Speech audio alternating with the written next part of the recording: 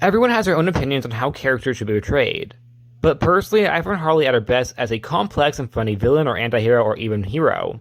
But at her worst, which is sad to say all characters have, she comes across as annoying and really cringy.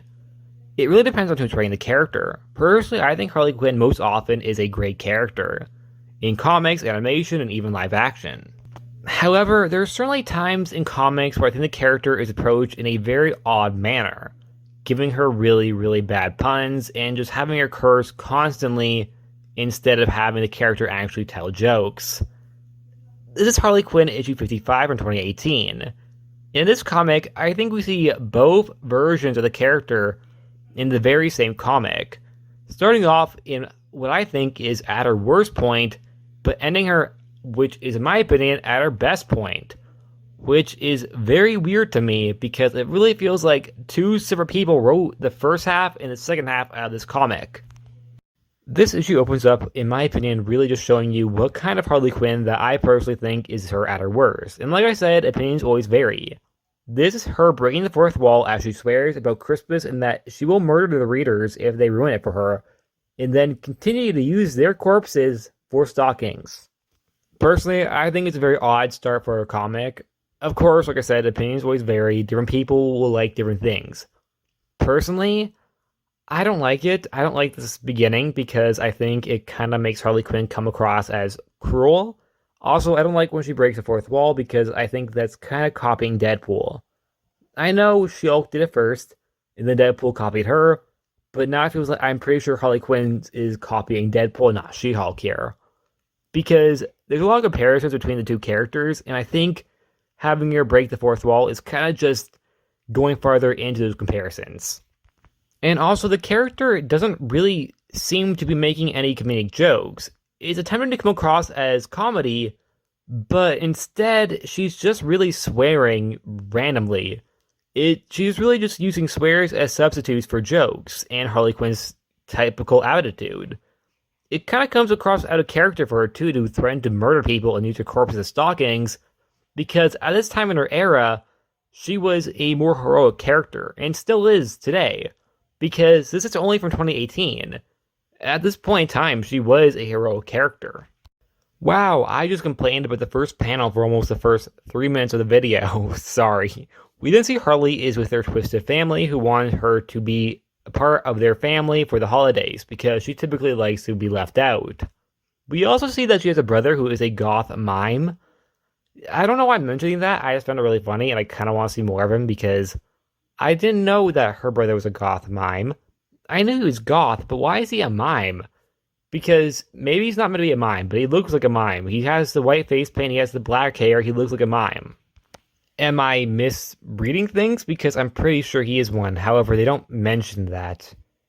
Things only start to heat up at Christmas due to the fact that Harley Quinn is actually attempting to make an attempt at being a nice sister or daughter or cousin, because she really, really wants to actually, have a good relationship with her family. Which I think here it starts to show you that Harley Quinn is more than just swearing and bad puns, because here I think the character kind of shows her complexity of the fact that she actually wants to do good. However, her brother, cousins ruin everything, even burning down the Christmas tree. Yeah, they burned down the Christmas tree. I'm really hoping that wasn't a real tree, because if so, that might be even slightly worse. And with that, we get the big reveal on the reason why her mom wanted her to come. And that is because she actually has cancer, revealing that she's actually going to die. I personally think this moment is very emotional. You see, Harley's actually crying here and is attempting to convince herself it's just an effed up prank, but it's not. I think it really shows the complexity of the character of how she really thinks, because she does have emotions. She's a very empathetic character, but also is a very strong and, hard character. Because she doesn't want to be emotional, she wants to bury herself with the Joker and attempt to put up walls. But she's usually really bad at it, which isn't a bad thing. A lot of people are really bad at trying to protect themselves from pain. She wasn't exactly at the best state of mind when she fell in love with the Joker. And because of that, she really got emotionally scarred and hurt from the Joker, and not even emotionally, but physically too. Personally, I really like Harley Quinn, and I think this moment really, really shows just how compelling and complex a character can be at her best. Which is ironic considering the fact that how this comic started which was, in my opinion, at her worst. Harley Quinn runs off into the winter with her mom following her, wanting to have a talk. And it's a very hard moment with her mom saying that she was scared to tell Harley because she thought she'd react by outright murdering her doctor. Well, Harley tells her mom that she can save her. She can get Superman's blood, give it to her, and she can save her. But her mom doesn't want her to. She tells her that it's not in her hands. She doesn't get to decide if her mom lives or her mom dies. Nor does she herself. We, in my opinion, get to see a very vulnerable Harley Quinn, which is, in my opinion, the best version of the character. I think seeing the character really, really hurt over the fact that her mom is potentially dying is, in my opinion, very realistic of the character, to the fact that, like I said, she's very bad at bringing up her walls, and instead is someone that is extremely emotional despite the fact that she doesn't like to be. And as somebody that has a family history of cancer, that being my mom herself recently fought it, my aunt has recently passed away from it, this moment was very close to home for me.